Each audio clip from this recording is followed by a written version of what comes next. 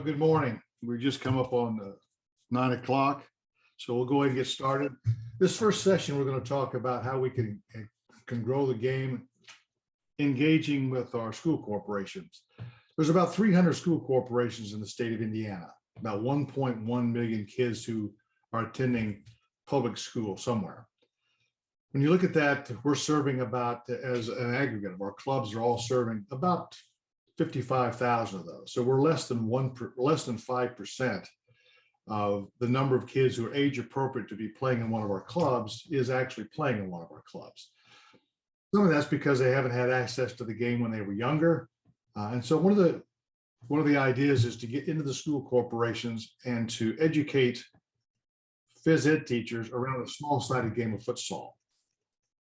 Have them give a week of instruction each semester on the game of futsal, and then allow kids to actually play the game either within the gymnasiums, or maybe have them play in a hard surface someplace, whether it be an unused tennis court, you can use a parking lot, and we've used all of those. To that end, I want to introduce you to Justin Bate. Justin is the Director of Futsal and Outreach for Indiana Soccer. He's been heavily involved in the project that I just mentioned. And so with that, I'll go ahead and introduce Justin and let him explain more about what this outreach effort is. And our goal is then to have, if we can get kids playing the game, getting used to playing a game with their feet, that they'll gravitate into one of our member clubs. Sure. Thank you, Dave. And good morning, everyone. I believe I can share my screen. Yeah, there we go.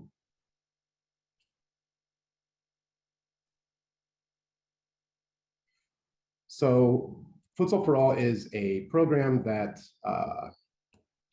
brings futsal to PE classes, just as Dave mentioned. Everyone can see this. Dave, am I sharing correctly? You can see this? Yeah. Okay.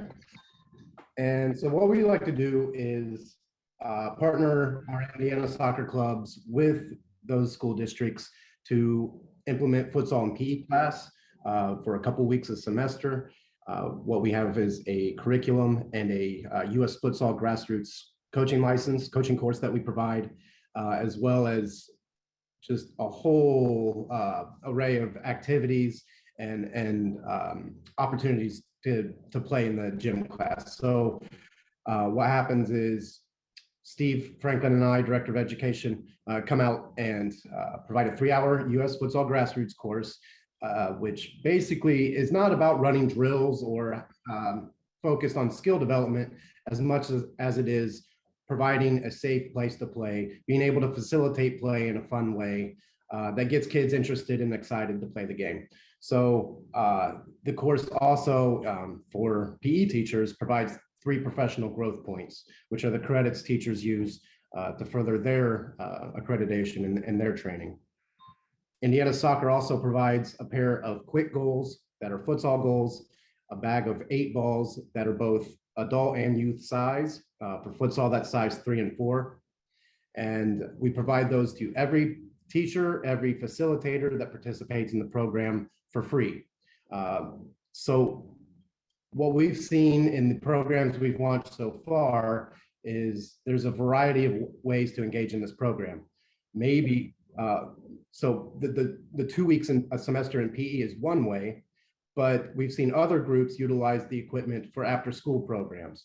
And that's where we'll use Vigo County, for instance. Vigo County Youth Soccer utilizes the equipment to have a after school program that any of the elementaries and the junior high, the kids can stay after for an hour and play futsal and then take the late bus or be picked up from their parents. That gives the kids something to do after school. That gives them a safe place to be. The parents know where they are and know they can pick them up at that location.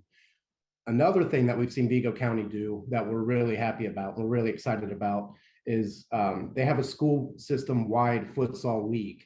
So all of the elementary schools participate in a futsal league that is, the club helps facilitate, but is really more focused on training referees for that league and getting those kids access to their club or access to other places to play. And talking to Kevin Millington from Vigo County, we've seen a lot of kids who were introduced to futsal in the gym class then sign up for VYSA rec soccer that following season. So we do think this is an effective strategy, not only to grow your club, but also just grow participation in the game. We really got to emphasize being where the kids are, and we know the kids are in school. We can't expect every child or every family to know that our soccer clubs that exist in our community. We feel like this is a good way to make that connection point. Dave, is there anything else you'd like to add to that? One of the things that was mentioned is that the flexibility that's needed in order to approach a school corporation. But we're not here to dictate how they do it. We're here to help facilitate making sure it happens. And so I'm convinced that there's, of the 140 member clubs that make up Indiana Soccer, that within each of those clubs, someone knows the decision maker in that school corporation. And so we're going to be asking each of the clubs to identify who that person is so that they can bring Indiana Soccer into their community and allow us to implement this Futsal for All program. But the flexibility is important. We're not coming in with a boilerplate system that has to look like this. It doesn't have to look like this. We want it to be as organically driven as possible. So whereas in Vigo County, which is the one that Justin used as an example, Kevin Millington was the coaching director at Vigo County. He introduced us to the state senator in that area, to the mayor of that area, and to the superintendent of schools. And I think there are 19,000 kids involved in that school corporation. So that introduction then blossomed into Indiana Soccer coming in, providing the courses that Justin just mentioned for the phys ed teachers. And I think there were 25 participants on that morning. And then they had what we call a field session, or we used a gymnasium. So all of the phys ed instructors came out, they went through the actual field session, and then they had a test afterwards. And then they received a U.S. futsal diploma for having passed the test. Then it grew from there. They have some activity in school, but as Justin mentioned, they shifted more toward an after-school program. And I think our interest, our aggregate interest, the corporate interest that we have with all of our clubs is to get more kids playing, more kids active, more kids comfortable with playing a game with the ball at their feet. And then again, if it's branded such that the club's involved, and then again, the club has to gauge how much involvement they want to have initially. Sometimes the school is going to be a little apprehensive if it's club soccer coming in and try to dictate and demand, and some school corporations are very reluctant to have somebody come in and take their kids, so to speak. So we have to just kind of feel our way into a school corporation. What do they want? Most of them share the same interests that we have. We want more kids to be healthy playing this game. And so we have to be considerate of the school corporation, figure out a way to come into that school corporation, support their efforts, build that relationship. And what that'll do is, again, if you're branded, you've got your gear on, the kids are going to see that you're XYZ soccer club, you're going to start to elevate your brand inside the community. So I think it has all kinds of positive aspects to it. Someone's going to figure, well, what's the cost? Well, Indiana Soccer is shouldering the cost at this point. We're looking for corporate support for this. So if you have a corporation, you think that this aligns with their mission, we'd love to join you in a conversation with them to see if they want to help fund some of this. But the cost is pretty inexpensive. It's 18 cents a student is what it's costing us to go in and provide the education and the balls and goals, as Justin has kind of outlined. And we leave every gymnasium with balls and goals, so that there's no physical asset that they need in addition to what we've given them. And then we've given them the education. You're going to hear later on the day that we have built a relationship with Mojo. And so there's an app that allows the phys ed teacher to be able to look at activities. Right now, those are all soccer activities, but we're working with Mojo to incorporate some small-sided game activities so that it lends itself toward futsal, so that these phys ed teachers can be reminded of how they can create more fun activities all around the ball inside of the school gymnasium. One of the things you might add to this conversation is what you've done in the way of converting outside facilities, other facilities other than gymnasiums, into futsal courts. Yeah, and I want to make another point real quick. We're not limited to schools and school districts. We in Muncie here in Indianapolis, we've also partnered with community centers, with churches, any space where kids are, where they are, where they're safe, where they have supervision. We also bring in community centers into the program as well. But yeah, converting outdoor spaces into futsal courts, really all you need is a flat, hard surface, usually concrete or asphalt. Pretty easy to convert those spaces through a paint stain that we use. We also fabricate the goals. It's a very cost-effective way to provide places to play when for schools or community centers that don't have a big green grass field. And so far we have 11 public futsal courts in Indiana. We have one in Terre Haute and one in Bloomington coming up early this spring, as well as a few more slated for Indianapolis in the fall. And I will put my email in the chat for anyone who wants to email me or reach out. And I'll be meeting for the futsal call at 1:30 today if you or anyone you know would like to attend and get more information. Now, what I would tailgate onto Justin's comments is that these hard surfaces, they get converted. We're looking to go into places where we may not have a soccer presence. For example, we had a soccer presence in Fort Wayne. I'll use that one as an example. And yet we were introduced to the Parks Department in Fort Wayne. There's a huge area there that where over 90% of the kids are on free and reduced lunch. And we all know that those kids are probably not the ones in our club. But how do we reach those kids? And so working with the Parks Department, they had a two tennis court complex that was in their community. This was put back in, the park was there back in the 50s. Well, I think most of us know that the parks and the people around those parks in the 50s are no longer there. Those things have transitioned in the way of the population that's around that park. And yet that park had never been redesigned or remodeled to fit the new demographic that's living in that community. So looking at the demographic, they saw futsal as a wonderful opportunity to transition these tennis courts, because the tennis courts weren't being used. Now, in that case, they wanted to make sure they had justification for remodeling those tennis courts. So they put up trail cameras and they watched the activity over a summer just to see who was using the tennis courts. And they found that no, the kids were riding bikes on the tennis courts. There was some activity going on in the tennis courts. They prefer not be going on in the park. And so it was an easy call to say, yes, the tennis courts aren't being used for tennis, so let's remodel them. That project ended up being about a $30,000 project. Sounds like a big number, and it is a big number. But the Parks Department, I take that back, it was a $40,000 cost of that project. The Parks Department had $20,000 that they were going to refurbish those tennis courts. So we redirected that money to redoing the surface. The fence around the tennis court needed some repair. There were some things that needed to be addressed that were adjacent to the tennis courts. That money went to those particular components of this project. And then we had a local, he happened to be involved in the Indiana ODP program, local kid said, I could help raise some money. So he and his soccer team raised 10 grand. And they did that pretty rapidly. So now, we're 30,000 of the 40,000 where we needed to be.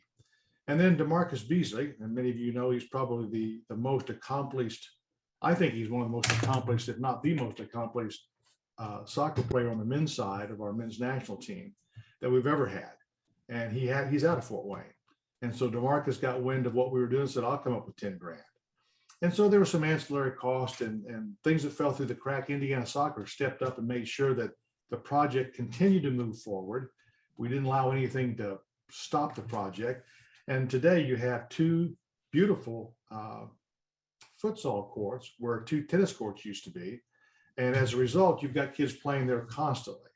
And the local club is also using it to do training for these kids who are not involved or weren't involved in the club because of the cost of club soccer and the demographic around this park.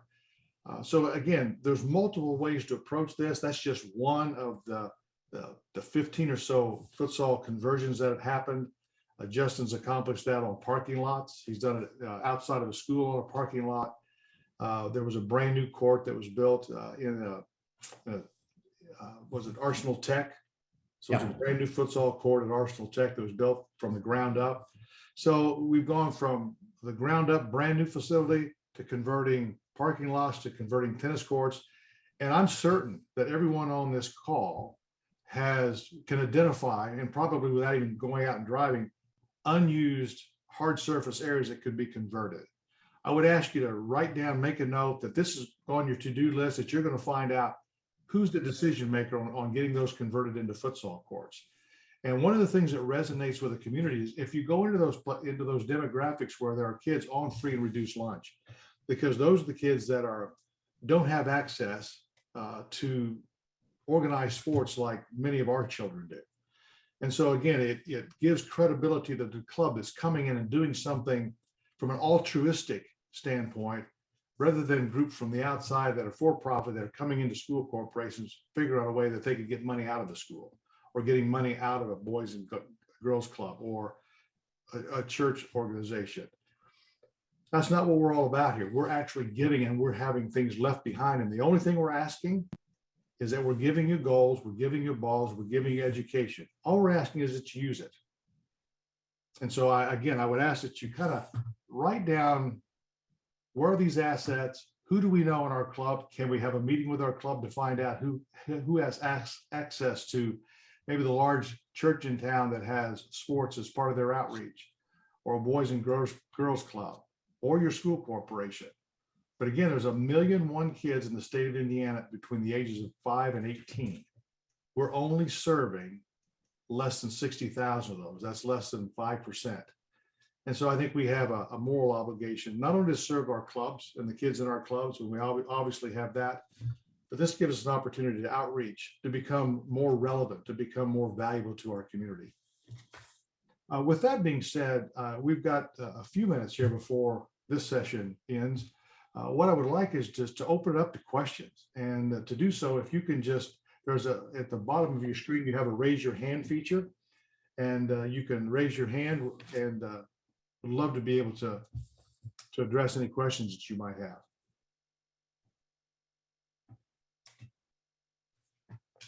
And if not questions, we'll take comments.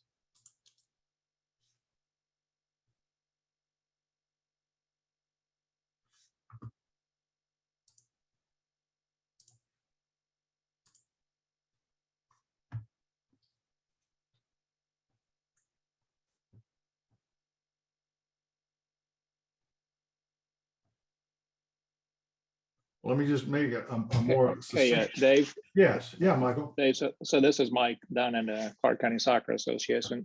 Just for Justin, I like what I'm seeing here. I have direct access to the school corporations and the Parks Department. We actually share a complex with our local Parks Department, and we have about 1,200 kids that play for our club right now on an annualized basis. So I would be very interested in speaking to you after. Maybe next week sometime. So if you want to exchange information, let's do that, because I think we have we actually own the complex we play on. So we have free run to do whatever we want with it. So I think this is a good opportunity for us to engage the community. We have a lot of kids in our program that are disadvantaged, if you will. Whether it be financially or just from a family type situation. So I'd love to have something where we can include these kids and, catch them basically at the point of impact, which is at their elementary school or middle school levels. So. Yeah, Michael, that sounds great. I sent you my email and cell phone number in the chat. Just feel free to give me a call or email me anytime. And I look forward to that conversation. Okay, I'll try to schedule a call for us next week. Thank you. Great. Thank you. I see Yata's on the phone. I did speak to Carol probably 4 or 5 months ago. And then I think with her work, they were doing some things and she was overseas. In fact, one of the conversations I had with her, she was in England. But I would ask if you wouldn't mind, Yatsa, is following up with Carol and see where she was on that introduction to the school corporations there in your backyard. Yes, definitely. I'm jealous she's in Dubai today, but yeah, I will see. I know we do have a connection with the Boys and Girls Club through the Dr. Anton, and we use their facility. We rented, and we know, like that. And are you guys thinking like the only outdoor? I know we spoke before about it. Is all like that? We can do something indoor to help them do something in an indoor facility. Yeah, Yatsa, we're not limited indoor, outdoor. I don't care if it's the top of a flat building. There's all kinds of ways for us to get creative. I think that's the magic in this, in what the way we've approached the market. For the last 20 years, and I hate dating myself now, but I've been involved with Indiana Soccer trying to do outreach, get kids the opportunity to enjoy this wonderful game that we all serve in our communities. And one of the frustrating parts was when you'd go into a community, you pour in resources, you put a lot of money into it, and then you come back a few months later and you couldn't find the person that you talked to the last time. You don't know what happened to the goals, the balls, and so forth. And so we over and over and over again making that same mistake. And now we've realized that we need to partner with institutions that deal with children and that share the same vision and mission that we do. And I know the heart of our clubs. I mean, the heartbeat of our clubs is so altruistic and so child focused, and that very much aligns with school corporations and church programs and boys and girls clubs. We just have to go in and make sure that we're allowing them to drive it. Find a local champion like yourself, Yatsa, or Michael, or any of the rest of you on this phone. Find a local champion that will make sure that the lead behind gets used. And if something needs to happen, then, for example, Justin mentioned, I think, Vigo County, and they actually now have a league among their elementary schools. Well, they asked us when we were there, they said, well, we don't know how to do that. Well, it just so happens that Indiana Soccer does know how to do that. Most of our clubs know how to do that. And so we were able to bring that expertise. And so now you've got kids playing this game. And you know that if you travel outside the United States, soccer is the world's game, unless you live in the United States. And a lot of kids in our country don't get access. If we can introduce them at elementary school, they'll flood into our clubs. But we haven't done that. And I think this method of going into the schools, going into church programs and other ancillary youth development programs in our communities is definitely the way to increase participation. So we're anxious to partner with you. And so we're just asking you to reach out to us. Justin did put his email there. Easy, justin@soccerindiana.org. Get with him. He'll be more than happy to meet with you, with whomever in your community you think are the right people to meet with. Any other questions, comments, suggestions, anything?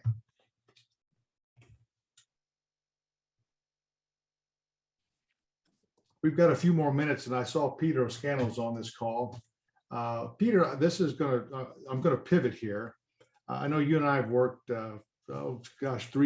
almost 4 years before the pandemic started, so time kind of gets away from us. But you took a youth development approach to your club, and it's something that to me is an exciting thing to watch happen.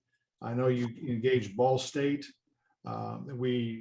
Peter and with the help of Indiana Soccer, were able to secure some significant resources from a grant program from U.S. Soccer. But Peter, just give us, if you could kind of distill down what you're doing in about 5 minutes, please, so that the rest of this group realizes that we've got to get outside the box if we want to become the community-based and appreciated organizations that we should be. Well, when we first looked at this, the question that came about was what you would lead it with is the number of kids that were actually participating in youth sports, and how could we engage more kids? Why was it that kids would come out to play youth sports, or more so, why are they not? And so we studied that. We studied the reasons they came out with, and most of the reasons that kids prevented themselves from coming out to play was intimidation, fear of losing, the pressure that parents put on them, the pressure that peers put on them if they were not a good athlete, if they didn't feel like, hey, I could be the best, because that's all we ever cherished was the best. So our mission was to have a facility where every player mattered, where everything that when they came to the facility that they felt good about where they were coming to and how they felt. It has been widely known, if you mean, that how you make kids feel is going to be the difference in whether they continue to play or not. And so we made efforts to make our environment more welcoming, from just simple as greeting kids, making the place more attractive, lighting in our indoor facility, putting the music on, making the environment very, very welcoming, so everybody felt good about who they were, and that they were in a place where they were welcomed.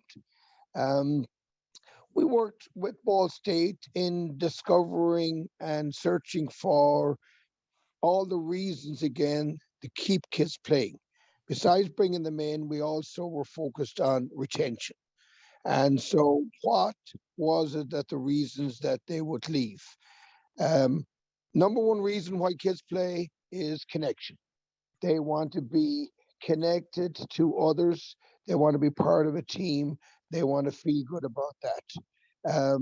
They wanted the things that they cherished from coaches was a coach that cared about them. So we worked on that as to the elements of what is it that coaches could do that that made kids feel like they were cared for. Um, Parent education, or parent engagement, as we prefer to use, is get the parents involved as to what their role was. That still is a struggle. That still is ongoing. We're searching back to try and find different methods to have parents understand what their role is in helping kids enjoy themselves. So it is, without going on and on and on, we could spend hours talking about it. Um, but it really is a process of just understanding that it is truly about how you're going to make each and every one of those kids feel about who they are. Peter, thank you so much, because and I've had a chance to go observe some of the purposeful things that Zionsville is doing that align with what Peter just outlined, and where they actually take the time to teach values. They teach skills. For example, the players on each team are encouraged. In fact, one of the obligations of the player is to introduce the coach to the parents, and to introduce the parents to the coach. And so that engagement that Peter talked about, there are some purposeful things that they're doing to ensure that that engagement happens. And when I look at the numbers of Zionsville, the retention numbers are excellent. We're seeing a big improvement in retention numbers. And if you want to grow your club, it's a whole lot easier to retain the kids you have than it is to bring in new kids. So I really appreciate what he's doing. And there again, if you want to get a hold of Peter, he's the executive director at Zionsville. Peter, why don't you put your email in the chat, if you would, please? Yep. So that those who have additional questions can reach out to you directly. And if you're not able to get the hold of Peter, if you just reach out to me, I'll be more than happy to get you connected. But again, it's an entire program. It's not just a philosophy. There is a philosophy, but there's an entire purposeful program that they implement there at Zionsville. Even though, as he kind of glossed over it, but they actually have someone kind of taking the Walmart approach. They have a greeter at the parking lot, and that greeter, he happens to be that A+ personality, and he knows kids by their first name. And so he's welcoming them to practice. And then when they leave, he's he's thanking it for being a practice before they run off the field. So it just does, it creates a very child-centric environment where those kids know that they belong. And that's another thing is, I know we cut kids, we have that whole process where we're assembling teams, but Zionsville's pushing back against that and making sure that every kid knows that they've got a home there for life. They're going to find a place for them to play. And I really like the way that they've kind of taken that aggressively. Well, we're coming up at the end of our time here this morning. It's come up to 9:30. And so, Justin, I want to thank you for that. And also, I know I kind of caught you off guard there, Peter, but thanks for lending what Zionsville is doing in the way of just kind of a child-focused environment.